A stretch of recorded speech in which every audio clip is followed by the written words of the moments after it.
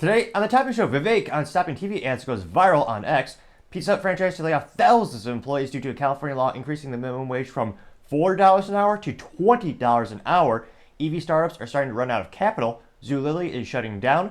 Bud Light and Budweiser Christmas trees both fall flatter than their beer. Wayfair CEO is roasted for saying that employees need to work hard. And Chevy Blaze EV sales are paused due to a software error. All of that and much more on the Topping Show.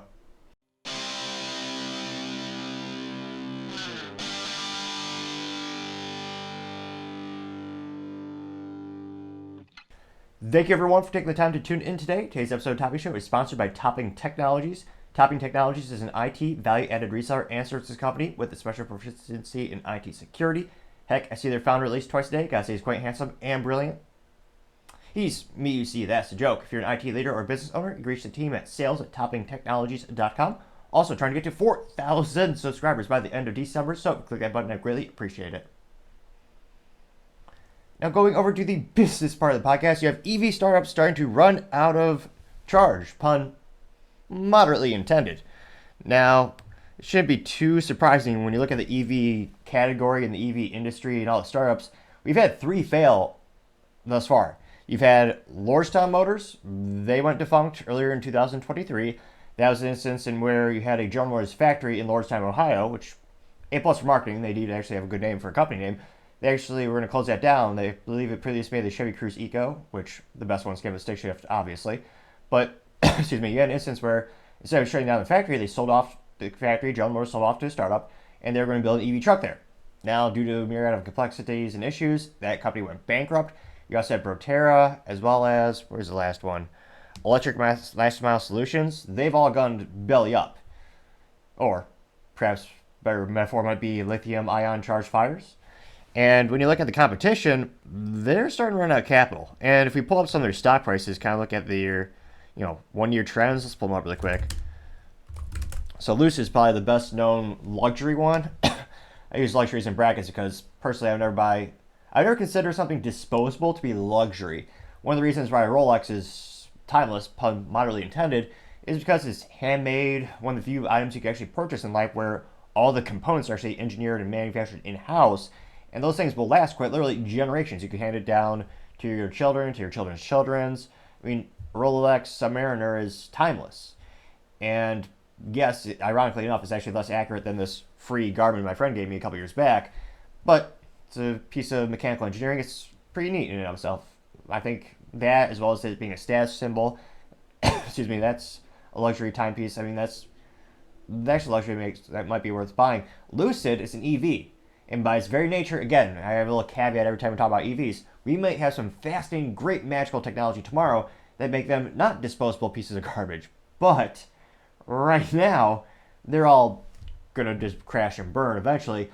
You look at old Japanese cars, they last 400,000, 500,000 miles, a million miles. All the cars that hit a million miles are usually Toyotas or Hondas, and they're all powertrained. Their powertrain is always an internal combustion engine, preferably with a stick shift so you can have a little bit of fun and actually smile while you're driving. Now, nevertheless, some people do prefer luxury items that are disposable. Lucid, I believe, starts from $90,000 to like $250,000 for an electric vehicle sedan, which again, some people do enjoy. Not enough yet to make the company profitable since they lost about, I believe, it's $425,000 per vehicle last fiscal quarter. So not doing great in that regard. Now, again, so Lucid Motors, their 1-year trend, their stock is down 30.24%. That's not great. They're currently trading for $4.32 per share. Now let's pull up another more popular company, Rivian. They did achieve a good business mark in terms of they actually have product on the streets. So that is a big hump to overcome in the manufacturing industry. And a lot of EV companies, truth be told, they crash and burn before they even get to production and scale. Now Rivian, they're at $23.63 per share. In the past year to date, they're actually up 36.33% in the past year to date. In the past year, they're up 33.26%. And we look at other companies, we'll take a look at one more. Let's see, I think they're at $1. What's Fisker up to, or down to more appropriately? Fisker. Now, ironically enough, I actually do know someone who actually, anecdotally speaking, I only know one person who bought a Fisker, and they actually did recently. One of my friends got the Fisker forget what they call them because their names are that inspiring or good at marketing for me to remember it, but they got the little electric SUV. Now, granted, Fisker doesn't make it. They design it, and a third party, is it Magnus? There's actually a third party. They make vehicles for several automotive companies. Think of it as white labeling for vehicles. Truth be told, you don't just white label coffee these days, a phenomenon in which you have a company manufacture a product for someone else's specifications. Now, Fisker's at $1.46 per share. And what's their past year to date? Geez, so they're down negative 78.48%. Now, other companies like Tesla, they started making profits a couple fiscal years ago. They're pretty solid in that regard. But the EV startups, some of the cracks are starting to expose. So this comes to us thanks to Emma Thorne over on LinkedIn. And they note that, let's see here, the Wall Street Journal analysts, at least 18 EV and battery startups that went public since 2020 and 2022 are on track to run out of money by the end of next year. At least, and then they also know at least 3 companies, Lordstown Motors, Proterra, Electric Last Mile Solutions, have filed for bankruptcy. The huge obstacles being manufacturing problems and rising cost. That's not the only issues. It takes them a couple of sentences to get into the other substance, where they note that demand for EVs also isn't huge as many companies originally expected. No shit, Sherlock, pardon the French. But some of us don't like disposable products, which is why, personally, I love my Honda little stick shift with this, little Civic Si. It's got a stick shift, also known as manual transmission. The most fun you'll ever have, bar none, driving a vehicle. Yeah, demand is not really there. The adoption rate is slowing down dramatically. The biggest category right now where Americans are starting to be more interested in is hybrid technologies. That's where Toyota, again, read the room properly. Toyota invested, I believe, $8.8 billion into hybrid technologies, and that's where they called it. That's where there's going to be a future for many consumers. Granted, am I a fan? No, because again, you're introducing more technologies, more complexities. A big lithium-ion battery that'll be defunct, also known as it'll go bad, make the whole vehicle basically worthless or darn near. So no, personally, I'm not a fan, but I also believe, hey, if the consumer wants that, give them the option. I just don't like how the government is outlawing ICE engines, also known as internal combustion engines, and take away that choice for so many consumers. Now, they know that a lot of these companies are running out of cash. I know earlier this year, Lucid stock crashed in part because they had to raise more capital. Same thing with Rivian, where Rivian said they needed to raise, I believe, $1.2 billion in capital, and they had convertible notes issued. So these companies are really starting to run out of capital. And 2024, again, politics aside, despite who the heck you're voting for, at the end of the day, political uncertainty is a huge driver in the business community and even for consumers as well. There's a lot of people not knowing, is my business category going to be regulated out of existence? Or are there going to be maybe some deregulation in my industry that might actually bolster some innovation and actually increase the market value and market opportunity for our industry category? There's a lot of uncertainties. Then you have also, inflation hurting everyone. It's 40-year high. Hyperinflation is getting ridiculous in the United States. And a lot of people are barely making their bills these days. Do they really want to go out and spend not even tens, $50,000, $100,000, $200,000 on a disposable car? I mean, granted, my parents still drive a 2001 Honda Accord that they bought new. It still runs because Honda's that awesome at making an internal combustion engine. It'll be interesting and sad to see. I think the brand will be chiseled away in terms of reliability, subsequently because of a couple recalls, as well as pushing hybrid technologies, with hybrids being inherently less reliable. But at the end of the day, and again, maybe I'm not reading the room right. I guess pun moderately intended, since I'm in an office, so my office is, or technically a room. But it's an instance where I can't help but think, are these companies going to be acquired? Are they just going to crash and burn? I mean, are you planning on buying a vehicle in 2024? I mean, Lord knows I'm not.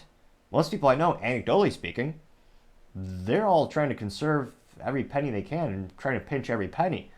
They're trying to make their vehicles last longer, which, thankfully, many of them were prudent enough to buy an internal combustion engine, so that is a possibility. So it'll be interesting to see. Again, you have the government, a lot of these, another issue with the EV community they don't bring up in this article, some of these companies are running out of subsidies. So one of the big reasons that consumers are buying these vehicles is they're getting, I think it was a $7,500 tax credit. And without that, it's even less incentive to buy these disposable vehicles. So, and again, keep saying disposable, that's the technology we currently have. Tech moves very quickly. We may very well have a new material, new process that comes out to make these vehicles long-term. It's not really investment because they go down in value, but a long-term stable asset where, again, it could potentially last 20, 30, 40 years. I can't fathom what it would be, but again, engineers make phenomenal things, so it very well may happen. But again, we're talking about the theoretical. I'm talking about the materials and the vehicles and the solutions that we have here and now. So it'll be interesting. Let me know in the comments. Are you planning on actually buying a vehicle in 2024? Do you think these companies are just going to go belly up with ever increased competition? With, again, because you have legacy automotive manufacturers, they're going into EVs as well. So it's one of those things where, again, the startups, there's that allure of, oh yeah, they have the first to market in some cases. I think the Rivian was the first major producer of EV pickups. Correct? I know General Motors made the electric pickup in the 90s for a prototype. But let me know in the comments, that's another big threat to their what used to be a competitive business advantage. You have legacy automotive companies catching up. So it'll be interesting to see where it goes from there. Other interesting business news, you have Zulily shutting down. And fascinatingly enough, I usually give companies, if I never heard of companies, sometimes I'll joke and say they deserve an F- for marketing. In this case, they probably did money well spent because, again, I'm not their target audience for their particular offering. So it looks like Zulily, Zulily, I don't want to say it. I just, maybe a caveat. A D- for marketing because they have the word Lily in their name. They don't even use that in their logo. I feel like that's a missed opportunity, but nevertheless. Now, they are an online retailer in Zulily. They notice they're a Seattle-based website based e-commerce company. And what do they do? Where are they? So it looks like they founded in 2010. They specialize in women's and children's apparel and home decor. So clearly, I'm definitely not their target audience. As you know me, I buy one suit and make it last darn near forever. Truth be told, I think I purchased two. If you don't count the Christmas one that I got for dirt cheap. And then in terms of furniture, I mean, if you're watching the show, you're seeing the table I made in front of me. It took me a little while, but I made that from scratch. So truth be told, I'm definitely not the target customer for this particular business. And they noted that they will, quote, wind down their business and entering an assignment for the benefit of creditors rather than declare bankruptcy after facing a tumultuous year. Zulily told their companies that it will attempt to fill all remaining orders within the next 2 weeks, and those that cannot be filled will be refunded. So that, I was going to say, in terms of long-term business reputation and doing the best you can for your consumer, that will probably earn some favor in terms of the founders. Hopefully people will remember that they're trying to do the right thing and make sure everyone gets the products that they previously paid for. So I think that'll buy a lot of goodwill towards the CEO if he or she decides to found a new company. Now, they also know that Zulily had been marked by several rounds of layoffs and departure of the CEO, Terry Boyle, in October after the company was purchased in May by private equity firm Regent. Let's see here. So perhaps the only remarkable thing or interesting thing that I was surprised they weren't actually purchased by another retail online clothing company, because that category is actually increasing pretty heavily, especially you have companies over in Asia. I believe Temu is a very popular one, and Shimu, and then I think there's another one I can't pronounce. But those are two of the fastest e-commerce companies in Asia, with both of them having a lot of options for fashion. I'm just really surprised. And then, of course, Amazon's trying to compete with those as well. So Amazon's actually decreasing their fees for clothing sellers to try to make Amazon more attractive in that regard for that product. So I'm actually a little surprised no one swooped in and actually bought this company. And again, maybe after liquidation, they'll buy the remaining intellectual property. At least the customer data has got to be worth something. So it'll be interesting to see what happens to the company long term. But unfortunately, it looks like that company is no longer with us. Now, going over to the culture part of the podcast, you have Bud Light Christmas Tweet gets a measly 67 likes, which is almost unfathomably bad. Not to brag, but a couple months ago, I did get a video with 73 likes, I think, probably. And if you can click that like button right now, I'd greatly appreciate it. I mean, statistically speaking, it won't get more likes than Bud Light. However, a wise pilot once told me, never tell me the odds. So, you never know. Excuse me. And in terms of the data, again, we're not taking these numbers like 2 minutes after they posted this on X, or as fewer people are calling it on Twitter. I waited a couple days to gather these data points. So this data points were taken within, let me see my notes here. This was taken within 48 hours after they posted. So literally a couple days. So presumably everyone who I was about to say who enjoys Bud Light. More accurately, people who follow them on X have had time to see it. And there's a little, let's see here. They literally said, wow, not much. They even do a picture. All right. Nevertheless, Bud Light tweeted or posted, quote, unwrapping our first beer for a full day of football, unquote. And that got 13,200 views and 67 likes, which is almost statistically bad and probably bad. Like, that's really rough. And again, I can't help but think of a sadder Christmas day than, again, opening up a present and seeing you got Bud Light. I mean, again, I joked. I said maybe perhaps it'd be a good white elephant gift, or instead of giving someone coal, again, if they're over age 21, you could give them a case of Bud Light. I mean, you'd have to be pretty bad during the whole year to get someone a case of Bud Light for Christmas. I mean, especially because you have all those coupons and rebates where it's quite literally cheaper to buy Bud Light than water in many cases. I can't think of a bigger middle finger to a relative or someone who's been naughty all year long than giving them a case of Bud Light. I mean, well, I can't even think, unless they're an alcoholic, I can't think or fathom what they would do if they were to get a case of Bud Light. I mean, if I were presumably so bad throughout the whole year that someone actually gave me a case of Bud Light for Christmas, I'd probably be so offended. I actually would have to take some mental inventory and do some self-thought, be like, oh dear God, what do I need to do to improve myself and my actions throughout the year to ensure this does not happen again? Now, thankfully, I wasn't that bad. I didn't actually get any Bud Light for Christmas, thankfully. But if I did, I mean, what would I do if I got it? I mean, obviously you're not going to drink it. I have more than 18 taste buds left in my tongue. I guess it does. I guess there's always a little remedial value in the aluminum bottles or the aluminum cans. But what would I do if I were to win a case of Bud Light? It's like it's a fascinating question. I thought, well, perhaps there are some people and farmers who historically use scarecrows to protect their crops and scare away all the pests that would actually eat the corn, all of those types of things. So, in theory, I suppose you could take a case of Bud Light and put it on your porch. And presumably, no one would ever steal your Amazon packages or anything like that, because they'd probably be so scared of, oh dear God, what kind of person is inside this building? What would they do to me if they caught me stealing? Where would they put those bottles if they caught me? I couldn't fathom what would happen. And the downside is you'd also probably scare out all of your family and friends. They would no longer visit you. They'd go to your house to see, oh, well, what's on Johnny's porch? A case of Bud Light?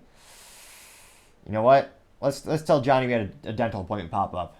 Well, we'll come back another time. Something's going down. Something's going down in that house. We don't want anything a part of. So perhaps as the 14th legitimate thing we thought of on the show of, what would we do if you won a case or got a case of Bud Light for Christmas? But nevertheless, go to the comments section. Let's see, maybe I'm off. Maybe all the comments are overwhelmingly happy that they got Bud Light for Christmas, or that Bud Light is insinuating that unwrapping a case of Bud Light would be a good thing. Let's dive into the comments to find out. Well, the first one comes from Tom Ferry, and he says, quote, a reminder that if you drink Bud Light, you support them sponsoring trannies and mocking the customer base. Boycott still on, unquote, and in all caps for that last part. That got 24 likes, which is thus far the most popular one. Tamis says, quote, hilarious, yas. Grammar be damned, I will read it exactly as this person wrote. Again, quote, hilarious, yas, reported to sports and athletes of masculinity to try to restore your brand. Ha ha ha ha ha. Oh, what a world, unquote. I got 15 likes. And yes, it is somewhat hilariously ironic that you used to have the former marketing VP, Alyssa Heiderchild, who should be written down in business books for decades, perhaps even centuries, for destroying a brand. They went from having, traditionally they were fratty, masculine, sports balls, music events. They were all always there, pride events.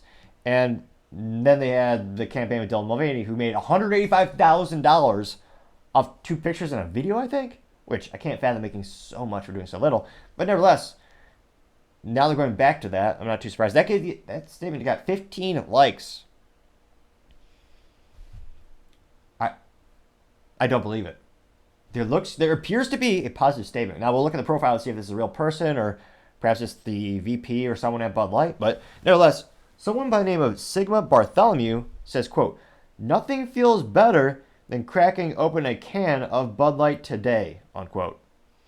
I'm not saying this person needs a hug, but that got 6 likes. Let's look at this profile. Again, it's just so sad. Like, if that's a highlight of a Christmas is opening up a can of Bud Light, I'm picturing a sad single man in a sad single man apartment with like a can of beans, not warmed up, mind you, on Christmas morning, just opening up the can. Perhaps maybe a pet goldfish accompanying him. I mean, I can't fathom anyone being happy doing that. So again, going to Sigmund Bartholomew's profile, let's see.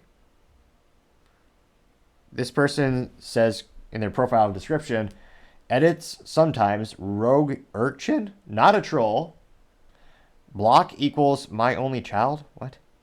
This person joined in 2010, so it's not a new profile. It didn't just jump up overnight. And they do have 791 followers. Not to brag or anything, but I do have 230 followers on my personal LinkedIn at hashtag NICTOPPING. Though I would always argue quality over quantity, obviously, is the best way to go. And scrolling through his profile, let's see what other posts he has. A lot of reposting of random stuff. Commercials popping up on his timeline, which I thought commercials go away if you pay for premium. Nevertheless, it looks like he's not shilling for every Budweiser or Bud Light for the free stuff. So, an original, real person. I'm pretty shocked. Sigma Bartholomew actually gave me accolades to Bud Light.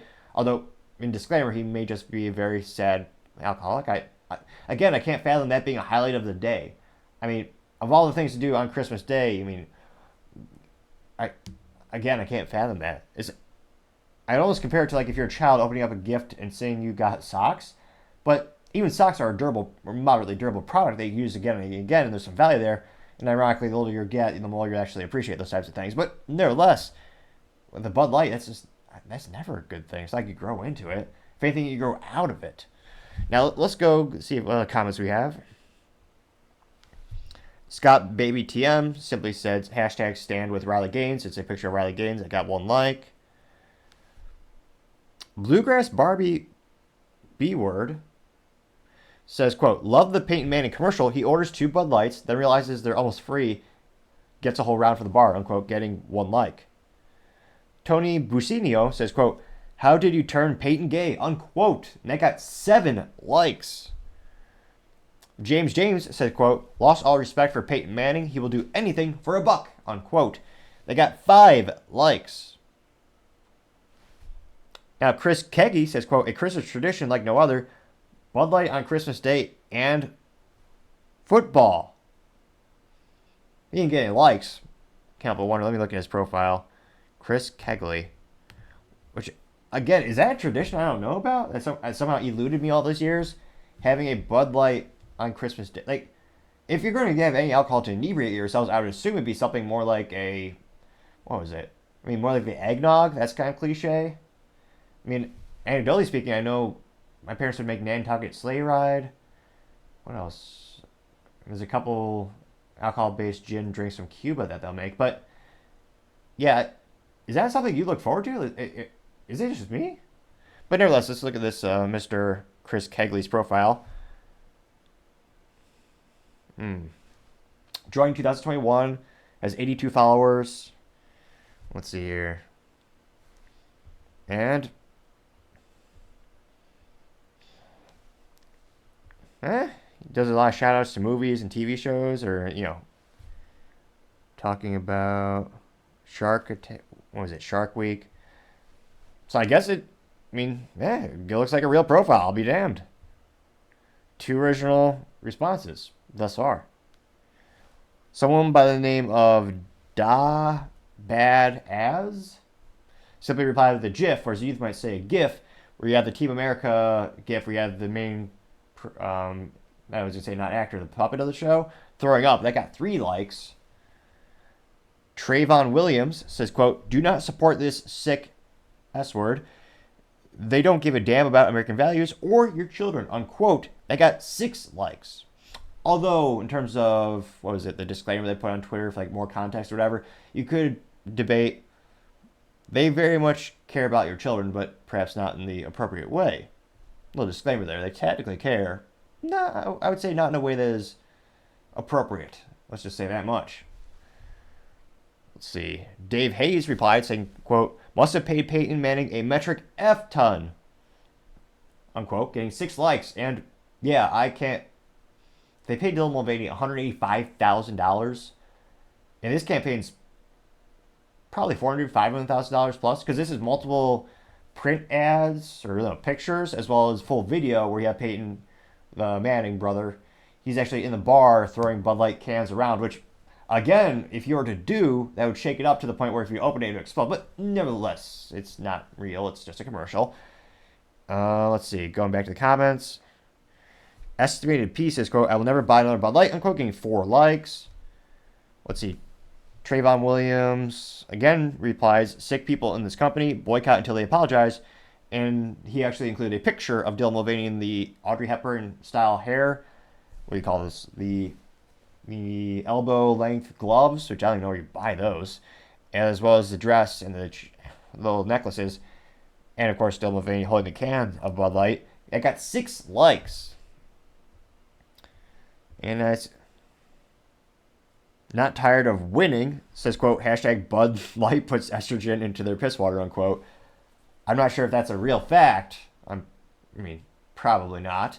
And they replied with a meme as well, saying never underestimate what a case of Bud Light can do. It looks like a Photoshop of what some people are trending as Mike Obama and then Michelle Obama with the side-by-side. They got 7 likes on X. Then we have a big disclaimer that says, show additional replies, including those that may contain offensive content. Do we dare? Of course. Let's click that button. Which actually, in terms of a Twitter and X improvement, if my profile says, if I click it once, there should be a way. Maybe there is. I mean, dive in later. If you just click it once, it should be, by default, show me all that. Give me all the data. Let's see.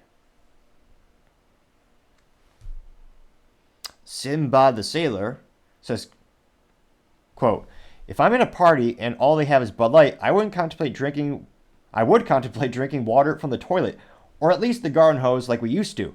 I always wondered why the cans weren't blue. It's progressive beer, unquote. They got 2 likes. It looks like they included a gif of spraying a hose so a dog can drink it. Nah. I know, actually, yeah, they got 2 likes. I mean, it wasn't too bombastic or anything. I don't know. I'm not really sure why that was censored, or pseudo-censored, or you had to click that extra button.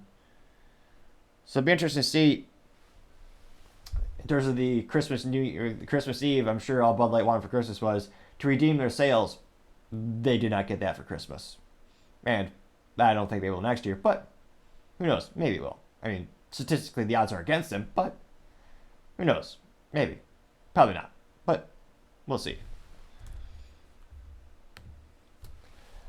Other interesting cultural news, you have Budweiser Christmas Tweet gets a mere 30 likes and 4 comments, which, not to lie, but my last video, one of my videos last week got 5 comments. Pretty viral, as the youth might say. Some might say. Now, this is also another marketing fail from Budweiser, specifically their X account. And again, they fail in many regards. We'll go through each one of them completely. Now, they have text, and the text before their picture says, quote, today, service members will be missing a taste of home more than ever. Send them a rebate for a 6-pack of Bud on us. We'll also donate to Folds of Honor as part of our long-standing commitment. Click the link to get started. Parentheses 21 plus. And then they have a picture, and the picture is the old wooden crate of Anheuser-Busch. And the text on the picture says, quote, give a taste of home. Every nomination includes a donation to Folds of Honor. And again, that got 4,878 views and only 30 likes, which is also known as nothing, especially for, again, a huge multinational, huge multi-billion-dollar brand. And again, in terms of the marketing fail, it looks like they do have an outline of a Christmas tree. So there's some redeeming factor. But they're leaving out all the most iconic things about the brand, aka those silly little horses.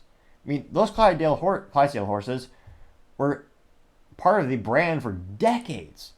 It took years to build that brand up, and everyone loved them. Now, subsequently, I think a couple of the folks at PETA started to cry about it, so perhaps that's why they're not showing it as much, but again, it's PETA. Who cares? I guess, which again, perhaps shows how spineless they are. They can't tell that organization, those people, be like, we're giving these horses jobs. These horses actually have a better standing of living than most Americans.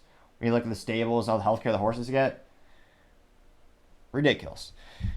And again, in terms of emotional rhetoric, they're using a veteran-based company, which, again, it is good marketing. And that used to be one of their strong marketing things, was they would sponsor sports balls games, music festivals, and veterans. I mean, they used to be very popular in those communities. But Lester Heidenchild and her brilliant plans for marketing, obviously that's, I mean, could I be any more sarcastic, as a Chandler Bing might say? But they alienated the audience so bad, they literally lost 30% of their sales for the Bud Light brand, about 11.5-12% for the Budweiser brand, and about 3 to 4% of the Michelob Ultra brand, with the other 40 plus brands in the Anheuser-Busch InBev portfolio being marginally affected, really not to more than a percent point or two. So again, it is interesting that, I mean, Budweiser made all the choices. They said, oh yeah, we're going to, I mean, the Fools of Honor, that's a good organization. I don't have any first-hand experiences with them yet. But again, that's been a long-term partner of theirs. Even that's not helping reestablish the Budweiser brand, for specifically being a Budweiser tweet. Again, there's no snow in the picture, a little disappointing. And it would have been better to put their logo on a Christmas ornament and have that ornament hanging off the tree that the box is under. Again, I feel like that's another missed opportunity. So even controversy aside from the business blunder of the century, themselves shooting themselves in the high-heeled boot, perhaps worse than Ron DeSantis, I mean, even that aside, just the advertising behind this isn't that strong or compelling. And really, they click the link to get started. Excuse me. And it's really not even appealing that much for average people. In terms of humans, again, perhaps I'm a little bit of a pessimist. I think many humans are inherently selfish, and forget the philosophy of the theory. That is a theory that you must actively try to overcome that inherited urge. I forget the actual vernacular, but in terms of making this a more compelling advertisement, again, Bud Light, for the past 6-7 months, Bud Light and Budweiser, they've had these rebates where you can get these free cases of beer. In some cases, it was cheaper than water. Now, some might debate that there's so little alcohol in it, it basically is piss water, but nevertheless, you can also say it's actually more detrimental to their health than water, even, Flint, Michigan lead water. But nevertheless, I mean, if you want to make this more compelling, again, not just make it I'm trying to think of an appropriate term, or more fancier term, but nevertheless, to make this ad more compelling, you could easily, I would argue, double or triple the effectiveness of it, saying, hey, if you click here to get started, we'll give you a free case of Budweiser and the veteran. Because I mean, right now, and again, business donations to nonprofits and for charities is a very precarious thing. Yes, it is a tax deduction, which a lot of people will ridicule them, saying, hey, it's just such a marketing expense. It is, but it's also real money that they had to generate to spend, I would argue, and I would argue still is charitable in many ways, because again, you still have to generate the money to spend, and you are selecting a cause that you believe in. So I know that's a debate in and of itself in terms of the economics and the politics of charitable, when businesses work with charities, but to make this more compelling, and again, it would also increase their marketing appeal, make it so that everyone gets a free case. Because right now, some people may interpret this as saying, well, we're just helping you increase the tax write-off for your business, decreasing the amount of taxable income you make every year. So some people might argue that, and if the people don't authentically believe that these companies really care about these nonprofits, the more likely they are to be accused of this. Now, they're saying it's a long-term partnership, so maybe that will help offset that criticism. And again, perhaps I'm overanalyzing. Granted, only less than 5,000 people saw this, so there's a very not 0% chance that I am the only person looking this much into this little advertisement. Truth be told, I probably talked about this more than anyone who actually worked at Budweiser. But let's go into there's only a couple of comments, so it actually won't take us too long to actually read through all of them. But let's dive into the comments and see what the other critique is, or the feedback might be. So Folds of Honor simply responded with 3 emojis to the American flag, and that got 0 likes. Not even a like from, again, I don't know how, perhaps they are inebriated because they're drinking the product, but if you're a marketing manager or you're a marketing admin or whoever the hell you are at Budweiser, if you're working this, I'm sure they have at least 1 or 2 people whose full-time job is dedicated to social media. I'm sure that at least one of them is full-time dedicated to X. Their job is to post, maintain, build relationships on social media. So either they're inept or they're not working, but why didn't they respond to Folds of Honor? At the very least, they could have just liked it. But a more prudent thing would be to like and respond, saying, thanks so much for teaming up with us. Give us the quantified results you've done as a business to help this profit. Say like in 2023, we donated. I'm making up numbers here. 1,253 cases of Budweiser to veterans. Something to that effect to also quantify the results of what you've done together as a team this fiscal year. But again, they didn't do that at all. They didn't even like it. And truth be told, only 28 people saw the Folds of Honor comment. So again, they could be making this much more effective by interacting with them. That's why, again, I apologize if it takes me a day or two because I have a couple day jobs, but it's an instance where I always try to get back and respond to all the comments on my videos. It might take a little while, and heck, truth be told, I might always agree with all the comments, but I always take time to try to read them, acknowledge them, thank them for taking the time to contribute to the show. And truth be told, there's a lot of criticism, there's a lot of material to work with, like my speaking ineptitudes. And if you click the subscribe button, it may help with my enunciation and my decreasing the rate of speech. I know, thanks to comments, I know those are things I want to work on. And yet, they didn't even take time to respond to this. So, I don't know who's... Perhaps they are inebriated drinking the last remaining bottles of Bud Light at the office. But let's go to the other comments. There's only a couple more to get through with. Let's see. Alu Madras says, excuse me, says, quote, "Hi, I'm from India, Uttarakhand. Today I purchased a beer more than MRP. I don't know what that means. That got no likes. Only 8 people saw it. However, ironically enough, more people are probably hearing this show, debatably, than people who saw that one tweet." Got a couple more. Literally a couple more.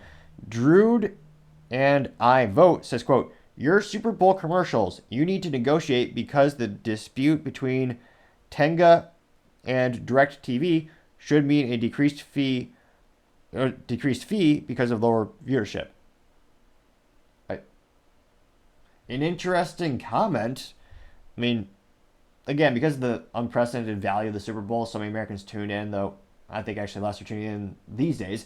But I don't think you'll really see rates go down for Super Bowl commercials unless this person is a shareholder. I'm not sure why they care. A little unusual comment. Only one more. Apologies. Sato Shidan said, quote, "Merry Christmas. Thanks for the bottle speaker taking over. Hashtag USA." And as a person holding a bottle of Budweiser, which no one liked that comment, though it does exist. So let's look at the Sato Shidan's profile really quick. I'm curious if it's a real person. So they joined in 2023, so a little bit of a newer, May specifically.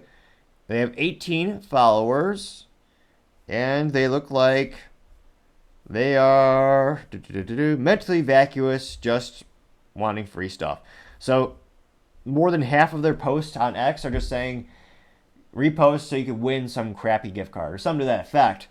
So I would argue, I don't know how original this person is, if they're just hoping Budweiser will curse them with more bottles of Budweiser. That actually ADHD thought that very well may be a good plot for some type of horror film where you're sitting at home and just every day they send you another case of Bud Light and they pile up around you. Because again, what are you going to do with all this cases of Bud Light? And there's just more and more and more cases of Bud Light all around you. Before you know it, you're surrounded by Bud Light. I mean, that sounds like a good horror movie. Let me know in the comments if someone wants to do a collab on that. That'd be an interesting tale for another time, perhaps. And again, we'll see if they actually do anything to fix things. But again, they need to hire anyone to take over the social media, because the current team, they're not interacting with the fans, what remaining fans there are, and they're just not making compelling material. Let me know if you think differently. I'd be fascinated to hear what you have to say. Other interesting cultural news, you have Wayfair CEO telling the employees they need to work harder and is roasted by lazy people on the internet. Now, this comes to us thanks to Riva Gold, who is a editor at LinkedIn News, and the Wayfair CEO is telling the staff to, quote, work more.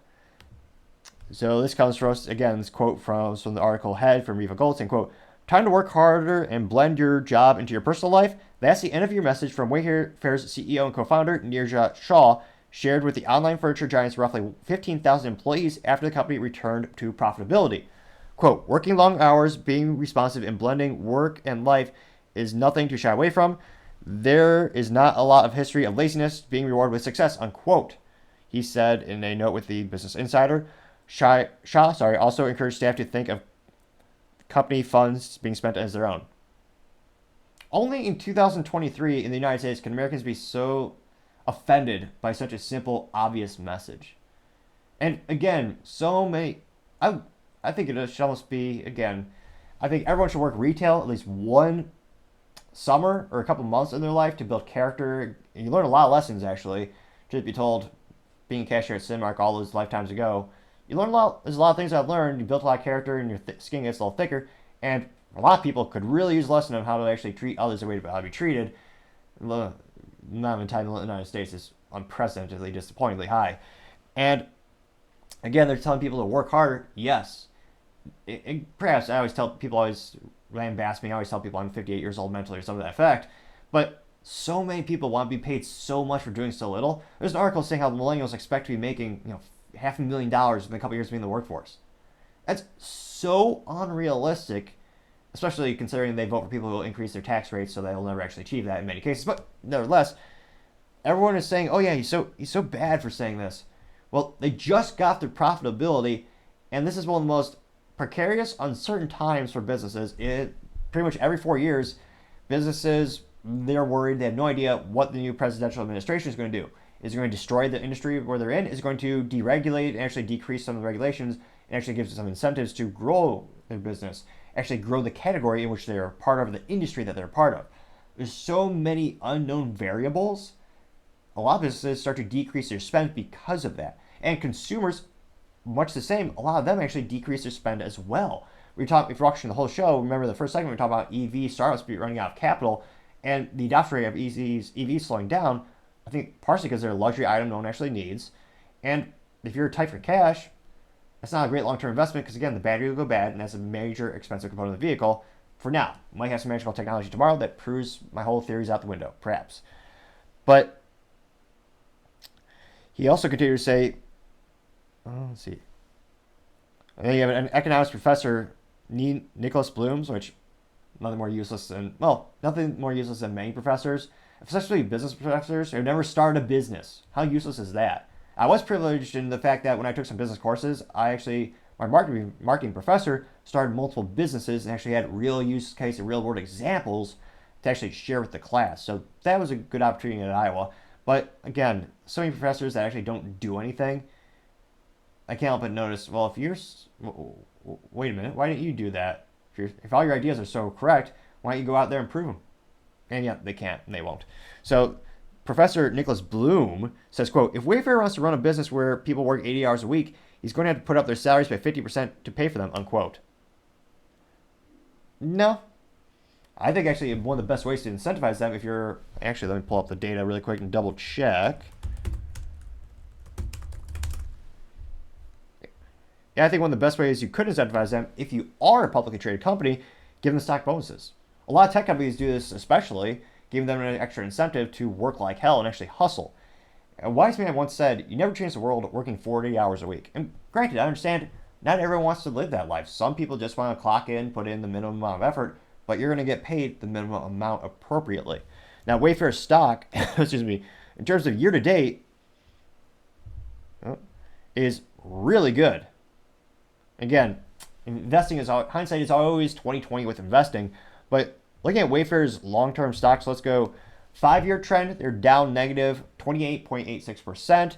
Now, they're currently trading about $64.55 per share. Now, year to date, they're down, or actually up 100%. They started the year about, what was it, $32 per share. Year to date, they're up 97%. In the past 6 months, they are up 3%. In the past 1 month, they're up 22.12%. Past 5 days, they're down, not a lot, but negative 2.38%. So in the past year, they've been doing phenomenally, increasing their stock. I mean, that is really darn good. Now, granted, they've also had layoffs throughout the years. They posted a loss, I believe, it's a $355 million loss in, what was this, May? So they've had some issues. And interestingly enough, I can't help but think I'm probably alone in this assessment, thinking people actually do need to work like hell. Because again, when you have so much uncertainty, that's where you need to work even harder to ensure you maintain that profitability. In this case, they just got back to profitability. They need to not just maintain that profitability, they need to increase it. Especially when you're in something like the manufacturing industry, where one of the biggest issues is the cost of goods sold, the labor, the transportation, the logistics. We've seen global economic things that if you're a business shipping something from halfway across the globe, there are some things that are more difficult to control, such as trade routes, embargo. Like, there are a lot of variables that go into making these things work. And again, not all people, but many people want a low price point for furniture. Now, granted, you know me, I like to just make my own furniture, so this will last, 200 years plus? I mean, it's already lasted about, you could debate if it's lasted 100 years. The actual base wood for this table comes from a 150-year-old antique barnwood, the siding of the barn, that little barnwood. And then we put some epoxy on it, and it's 100% made in the USA by a Cuban. Me, that's a joke. But nevertheless, let's go in the comments. I suspect I'm the only one with this viewpoint, but let's dive in and find out. Again, this is the comments coming from LinkedIn. One of the most popular comments thus far comes from Tammy Tibbles. And she says, quote, knowing what I know about Nirja, I don't think his statement was intended in a manner that was received. However, it has been received this way, and Wayfair will be worse for it. Employees will resent his statements, and their behavior will change to reflect the resentment. But mostly, I suspect customers in the stock market will actively punish Wayfair for his poorly conceived and poorly delivered message. My advice to Nirja is to apologize and perform a full mea culpa. 14 people like that. That's one of the most popular responses thus far on LinkedIn, which is, social media for business. I personally like it. 14 people. Telling your employees to work hard is now considered mean. It's now considered a social faux pas. Heaven forbid people work more than 40 hours a week and want to make a dent in the universe. That isn't... Wow. Let's keep scrolling down.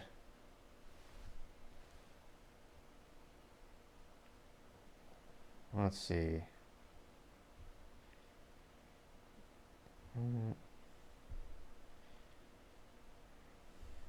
right, come on, let's see. Our top responses. This is one of the most... Let's see here. Oh. Microsoft. I was going to say, people always blame the network when it comes to a slow website or something like that. Now, thankfully, I have my own I test my network frequently at the home office. But I don't know. Microsoft maybe needs to buy more servers. Microsoft owns LinkedIn, one of the most largest tech companies on the planet. Let's see here. What are the top comments we got here?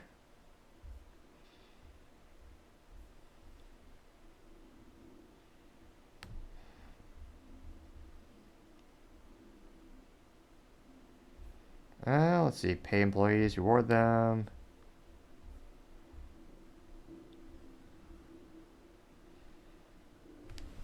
I've heard a negotiation waiver. Emily Warden. Let's see here. Ooh, she is really upset. So she said, quote, I've heard, again, this is a comment from Emily Warden. She says, quote, I've heard negative things about working at Wayfair, and the CEO just confirmed it.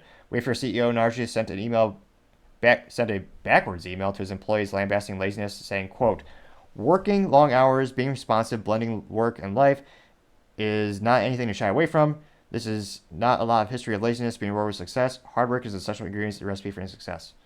And she says, quote, I'm sorry, is this email from the 1950s? This statement is a massive step backwards and a shameful attempt to exploit workers and save money on, quote, natural attrition. Ridiculous. sloth and laziness seem to be rewarded in the United States more and more. And again, I don't see anything offensive about that email. He's been quite transparent, saying, hey, our company was not very profitable. We just got profitable. We need to work like hell. Let me see here. And 203 people liked her statement. Only one person laughed at it. You may or may not know that one person. Jeez Louise. 87 people responded to her. Let me see here. Oh, jeez Louise. Another. Ooh, that'd be fascinating to see. Thus far, these are all the comments. Oh, again, this is anecdotal. We're looking at this in real time. Let's see. I wonder what the breakdown is between who is saying this. I'm suspecting not a lot of people in sales. One of the top comments comes from Milene Erickson saying, quote, I hope this was a wake-up call for every employee to go out as fast as they can. This was the working world when I started 100 years ago. She's not 100 years old. Well, she looks 100 years old. She continues to say, I'm delighted to see that we are finally reaching a tipping point, and I applaud the newer workers who are coming in and questioning the ways things were indoctrinated to believe are unchangeable. Work and life blurred? No, work is work. Your life is bigger. I will always advocate doing an honest day's work for what you're paid, but no longer subscribe to the notion that 60 to 70 to 80 hours a week is needed, much less required. If it is, get out. That's funny. Go to her profile. This gal she's a teacher, coach, and general path lighter at Fierce Zen. Also known as a bullshit job. Pardon the French. What was this? Maps to your job. They are meant to build someone else's dreams. Encourage you. 20 years of teaching zeros to sell their C-suite. 10 years Reiki master, intuitive coach. Okay. Let's keep going.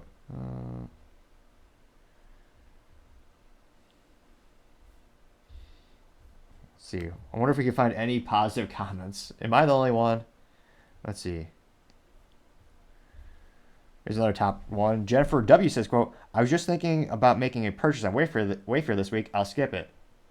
Wayfair just returned to profitability. Are they sharing those profits with employees who are asking they are asking to give up personal and family life going forward? Not likely.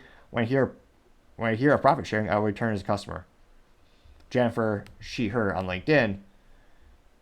Again, and I'm scrolling through all these. The top comments thus far are all female. Again, I'm not sure if that's confirmation. Well, thus far it's not confirmation bias because I'm just literally taking the top ones. Let's see, Jennifer W. If you look at Jennifer W., her banner is Stand for Justice on a business website. And she has 171 followers, and she is a customer relations specialist. Okay. Let's see here. Scrolling down more and more. This one's let's see. Katie Sorrento got 300 responses. She says, quote, I don't know what to do with this information. Wayfair reported increased revenue in Q3 and year-over-year increase, yet the CEO will be pushing for, quote, working long hours, being responsive, and blending in work life. What the actual hell? Mr. Shaw has reported net worth of $332 million, yet he wants his workers to work harder and harder. Again, I don't know how morally, mentally vacuous this gal is. Net worth also means stock. Again, that's not cash value. But nevertheless, she continued saying, quote, this is giving 2008 vibes when companies exploited workers because the job market was tough. I started my career in that environment and it led to a workplace trauma and burnout. I was so hopeful that the last couple of years would turn something around, but big corporations are still prioritizing their bonuses over the well-being of their team. Just gross, unquote. Ridiculous. And yet, 341 people reacted to her. Let me pull up the breakdown. 266 gave her a thumbs up. 35 people thought it was insightful. Only 26 people laughed at her.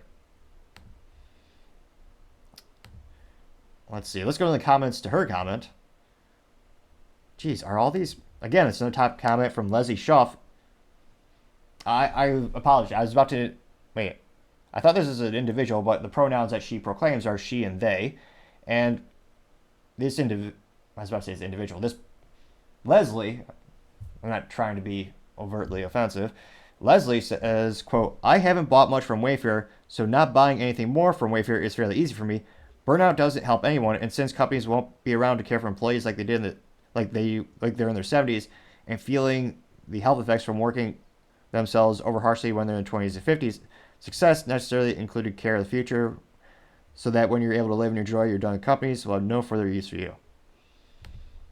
It's just hilarious. Everyone keeps blaming the companies, yet no one notes how much your paycheck is actually taxed before it gets to you. It's a big issue, and the bigger the company is, the bigger the burden is. Just look up how many taxes are taken out of your paycheck before you actually get it. And how businesses have to pay taxes just to exist in many places and operate. I mean, let's see. Go to Leslie profile. She works at Zoom, not surprised, and she's a technical writer. All right. Let me see here. Let's see. I'm trying to find any additional comments. Let's see. Other top comments here. Let's see.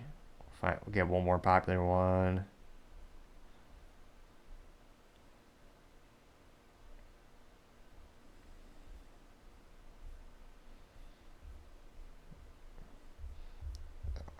Interesting. No, this is okay. There's got to be one guy who actually wrote something. Okay, here's someone. Stuart Wilson. He says, quote, pay employees well, reward them for going above and beyond, and perhaps most importantly, motivate and unify them with a common goal. Then people work hard because they want to, not because they have to. P.S. If your team members work on their vacation, remember that. Encourage a weekday afternoon off now and then. They got 42 reactions. And it's the first major response from a guy, interestingly enough. Let's see here. Of the 42 reactions, you got 37 pluses, or thumbs up, 4 hearts, and 1 claps.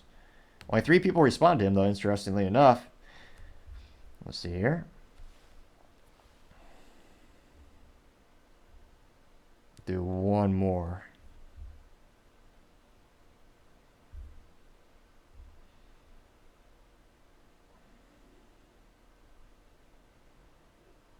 Let's see. Oh, wow, another really popular one. Tara Craig says, quote, I was very, very fortunate early in my career to work for a company that taught all of us to work smart, prioritize, and manage our time so we got everything done in 35 hours. We crushed it. My coworkers and I all worked together, and we created, edited, and facilitated our programming constantly. Upon leaving, like my coworkers, we will continue to get stuff done in 35 to 37 hours. The CEO of Wayfair saying people should work hard is insulting. The work should be allocated so they can be completed and still enabled. You'd have a great life outside of work.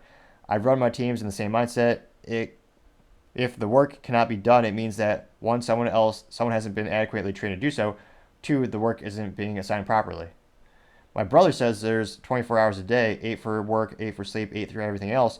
You'll never get me to believe people should take more time from their families. Well, why not, unquote, why not take time away from your sleep? There's plenty of time to sleep if they're dead, obviously. Now, that got 312 reactions. Let's go up to the reactions. 243 people gave her a thumbs up. 34 people gave the clapping symbol. 22 people gave the heart symbol. 7 people gave the lightning bulb insightful symbol. And 7 people gave the hand heart carrying emoji thingamajig. So let's see here.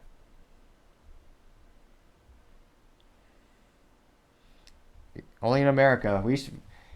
And it's one of those things where you'll never get any sympathy from me from any of these articles in terms of, my whole catchphrase is 105 hours a week can't be beat. And I mean that because literally that's usually about how many hours I put in a week. Granted, I have a different motivation since I own the companies, but it's an instance where, again, do you want to change the world or do you want to just clock in and clock out? I mean, what are your goals for and again, I'm not saying, well, I guess I'm biased. I think my goals are different, or I think I would argue they're better, but it's one of those things where not everyone wants these certain things, but you don't deserve a bonus if you just put in, 30 hours a week, unless you're getting some phenomenal results. But it's fascinating to see kind of the breakdown of everyone who's complaining about this feedback. And again, I look at all these titles, none of them are in sales, which I guess perhaps that's for one of the most conservative roles out there, especially when you see your paycheck and go, oh dear God, they're stealing how much? All my bonus? No, never mind. Another topic for another time. But it's fascinating to see the feedback from this. And again, the CEO is just getting roasted for telling the team that they're going to have to work hard. They're going to have to make some sacrifices. And that's true. Look at every successful company in history. And again, most of those companies, it's not, you're not doing you're not going, 100 hours every single week unless you're an entrepreneur or a startup. It's one of those instances where it's an investment. You're investing in your career, your personal brand. I mean, when I used to work in corporate America, I got promoted because when I was in inside sales, I got promoted to field sales in technology field because I was there an hour before everyone else and I was there for an hour after everyone else. I would work 2 hours a day outside of the office. I didn't get paid for those hours.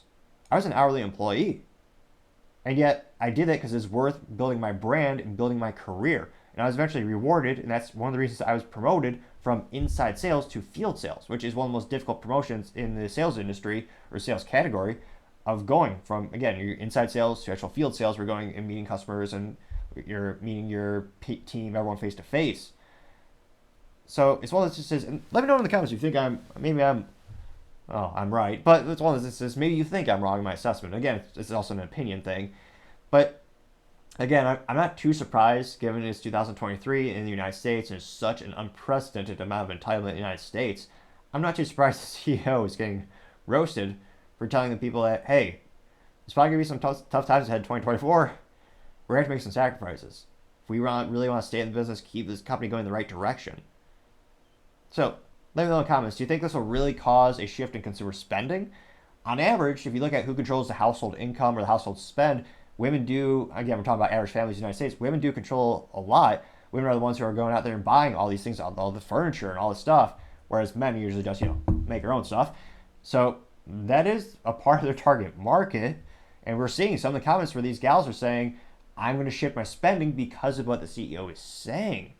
So do you think this could have a detrimental effect on their stock, on their sales, and the trajectory of the company? And do you think employees will quit because of this? As usual, it'll be fascinating to hear what you have to say. Now going over to the political part of the podcast, you have Vivek to stop TV ads, but goes viral on X.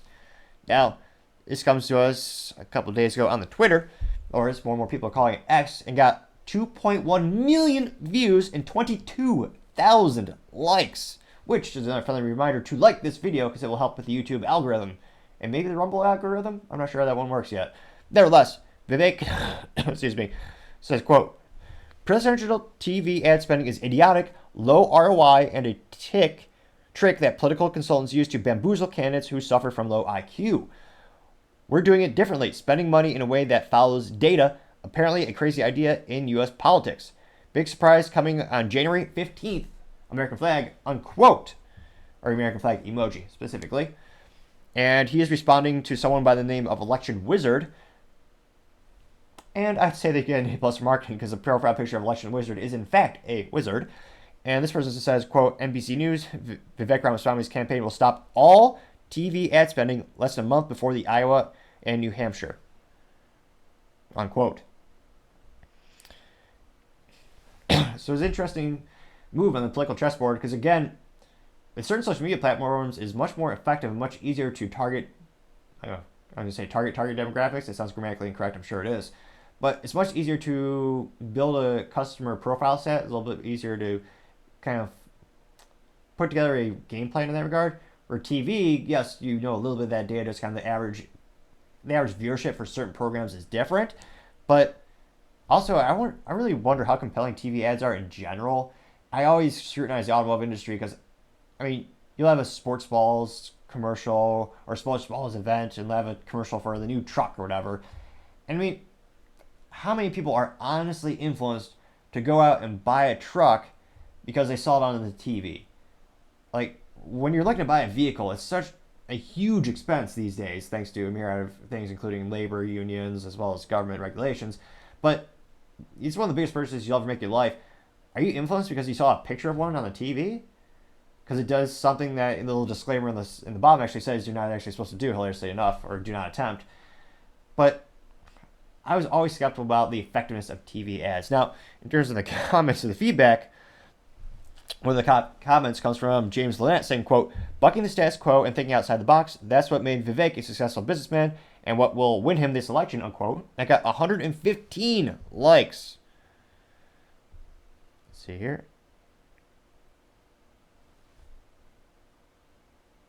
Robert J. Salvador says, quote, is a big surprise your endorsement of Trump. None of us are surprised. We're just wondering when he gives the instructions to you, unquote. It got 178 likes. So, again, a little bit more contrarian statements brewing to the surface. Marjorie Taylor Greene press release parody account says, quote, X is a way better return on investment, unquote, getting 297 likes. 2024 War Room says, quote, who needs ads when you are doing 8 campaign stops a day in Iowa? What the hell actually looks... Oh, WTF. Oh, no, I guess who the hell actually looks at a TV ad and goes, damn, I was really against this person, but now I'm all in, unquote. I got 162 likes. Personal's Mary Ambassi says, quote, Vivek, you know how to curry favor with Republican voters, unquote. Getting 380 likes. Mary Taylor Bowden, MD, says, quote, agree, what do you think of mailers? Does anyone actually read them, unquote, getting 33 likes, which, no, I mean, it's hard to say with mailers. It's one of those things where part of marketing is, being different. And part of the reason I always send a handwritten card whenever I have a meeting with a client or they purchase or they do a project with us, I partially do it because no one gets snail mail over the days, and even less people get handwritten cards. Now, with print for presidential candidates, if it was done creatively and you had some bullet points where it says their actual stance on, XYZ topics, perhaps it could be compelling. But overall, based on the low-quality materials that they use for mass market of a lot of the paper media that they put out in terms of the stuff you get in your mailbox, I can't help but suspect it'd probably be just the thinness of like a grocery flyer. It's a whole science of marketing, which I find fascinating, but I suspect overall would not be compelling for most presidential candidates. Though if you disagree, it'd be fascinating to hear if you actually have a use case of, something you got in the mail or kind of changed your opinion on a candidate. Going back to the comment section, Republicans against Trump simply said, quote, go away, unquote, getting 104 likes.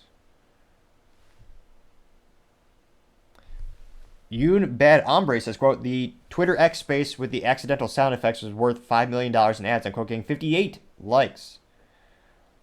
Excuse me. A witty fellow says, quote, I'm going to be super disappointed if there isn't a hot air balloon traversing the country with Vivek 2024 plastered all over it, unquote, getting 49 likes, which... Again, that'd be kind of hilarious and different, actually. Wouldn't be a terrible idea for an advertisement for a campaign. I mean, again, so much wiser than me, actually, they thought of the whole inception of differentiate or die. Because, again, there's so much competition with pretty much darn near every product consumers have these days. There's so much competition, you gotta be different. Stand out from the crowd. See here, we'll do a couple more. Bruce Fendon said, quote, expert consultants who depend on making 10 to 18% commissions on ad buys all agree with that candidates should spend more money on ads, unquote. Got 82 likes. See here, do 1 or 2 more. Tom Paprick said, quote, maybe be a cope, but it makes sense. Vivek isn't trying to reach the people who watch TV. He's trying to watch the people who watch Joe Rogan, unquote, getting 57 likes. But actually, that might be a marketing fail. I'm not sure if he's been on Joe Rogan yet. Granted, it's not 100% guarantee if you ask, you're going to get on the show. That's kind of a mystery in and of itself, how he picks candidates. Let's see here. Paul Spruza says, quote, presidential TV as spending is idiotic, especially for every candidate, since they have no chance against Trump. I like a lot of Vivek has said, but Trump is the nominee. Imagine if all the campaign money Vivek and other candidates spent on ads instead went to help vets, unquote. I got 83 likes, which... And it's kind of a cliched argument, like imagine instead of using this money for one thing, use it for something else. But, I mean, they're all spending the money for one reason or another. A lot of people are suspecting that Chris Christie he's spending a lot of money on his campaign so he can presumably get a candidate position in the Democratic Party. And others think that they could become president. And statistically, they won't. Though that does bring up a good point. Let's pull up the poll aggregator and see where the average is at right now.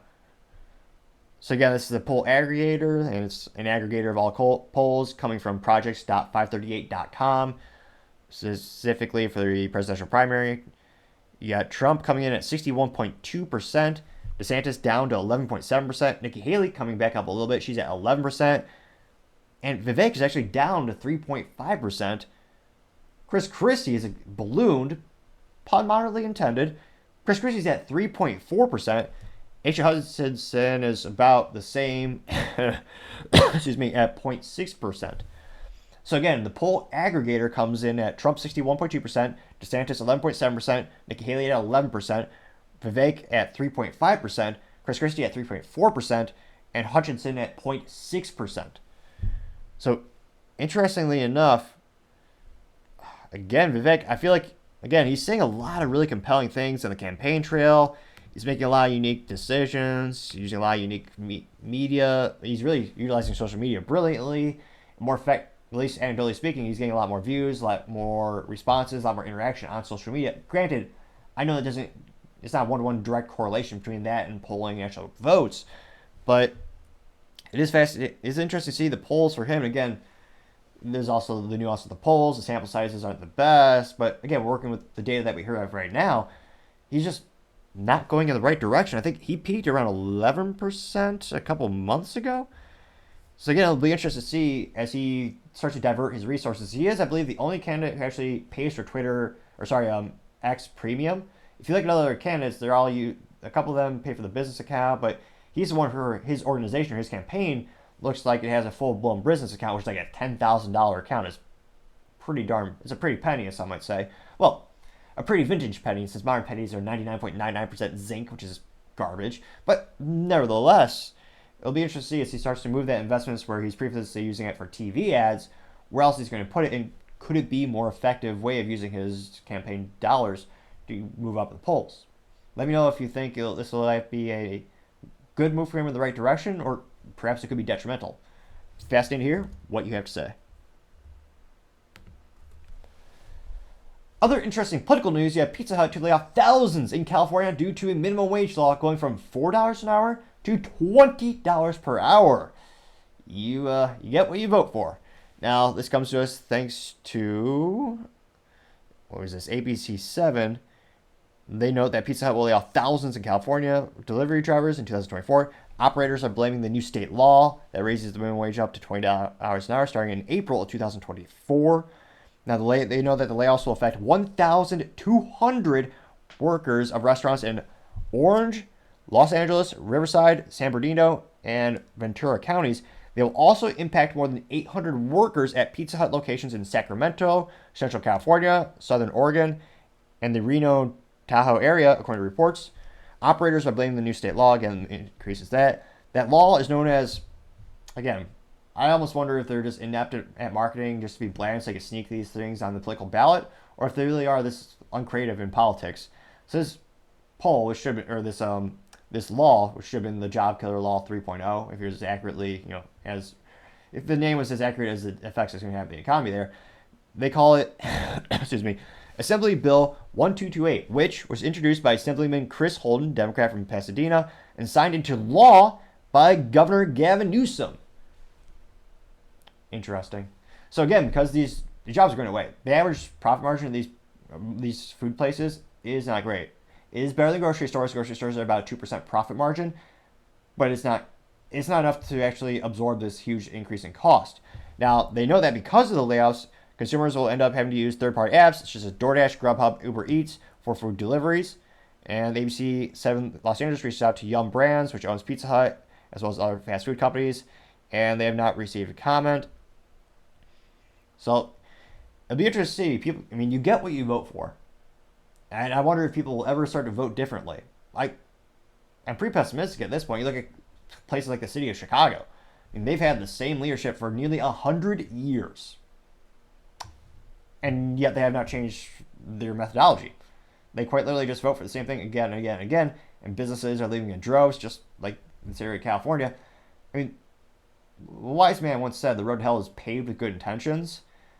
I actually don't think, I'm pretty pessimistic. I don't even think they have good intentions because, again, this is just destroying the job markets there. These businesses can't sustain that. And as we talked about increasing minimum wage before on the show, it's those instances where you could also argue it's morally vacuous that the government is saying, if that gentleman over there, if he doesn't have the skill set to reach $20 per hour and produce $25, $30, $40 an hour in value to the company, we're going to take away his ability to work. It sounds pretty immoral to me, as well as being an abomination against the free market. So again, a lot of businesses are moving out of California. Famously, San Francisco, the only business to move there in the past 48 months I could find was IKEA. And the joke is because people there are too lazy to steal it, they would actually be too lazy to assemble it. So why bother stealing it? But all these companies are leaving California. And if they're not headquartered there, their individual stores leaving there. You saw Cinemark leave San Francisco, one of the largest movie theaters in the world. Now they're famously headquartered in Plano, Texas. You also have Nordstrom.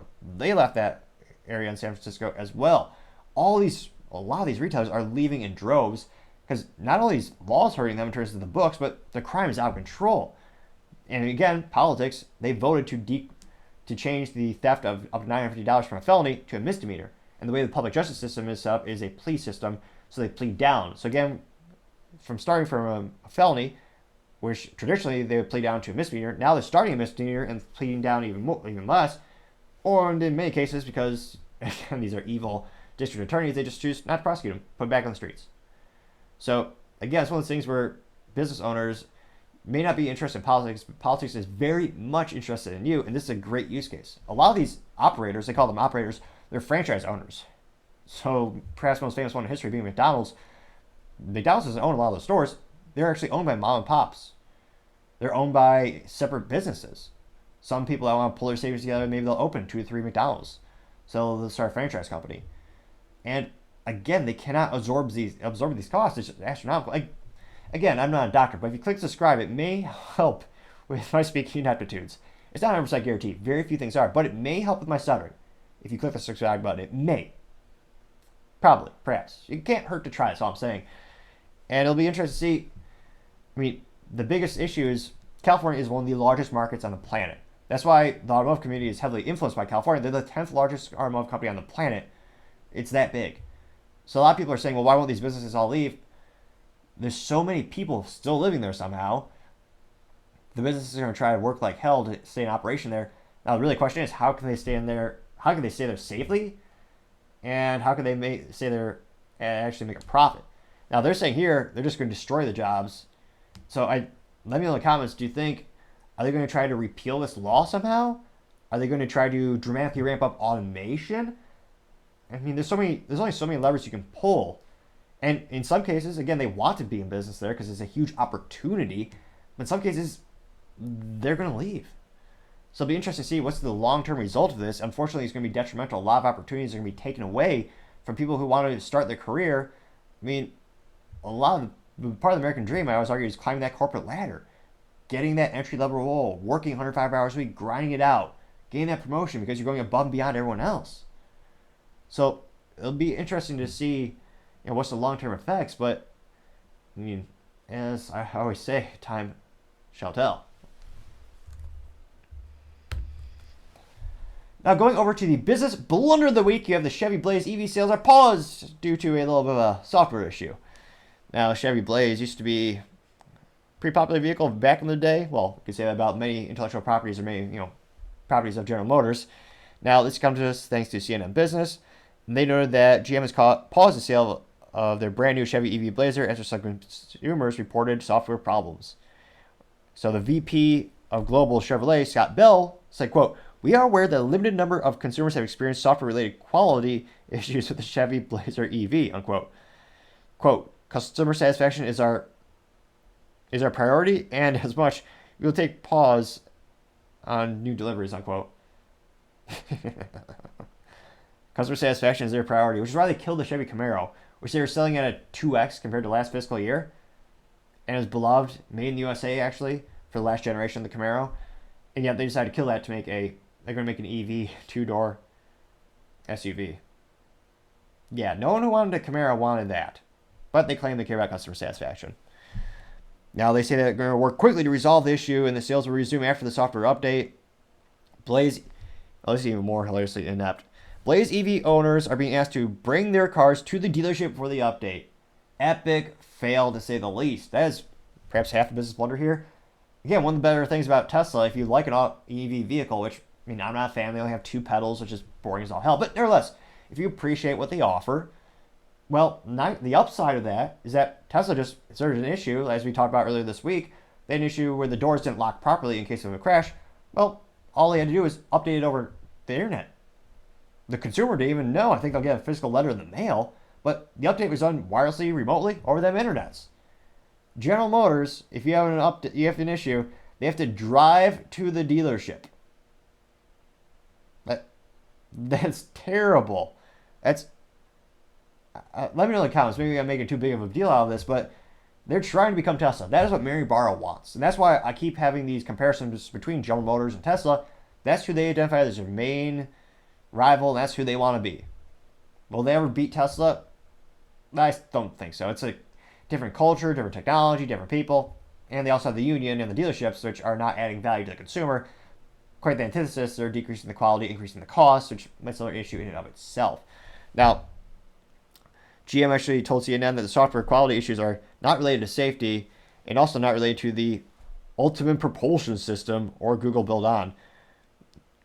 They noted that the EV Chevy Blaze just launched a couple weeks ago as a mass market SUV with an integral part of GM's electric lineup. GM said that it expects the Blazer to temporarily become ineligible for the U.S. electric tax credit starting January 1st.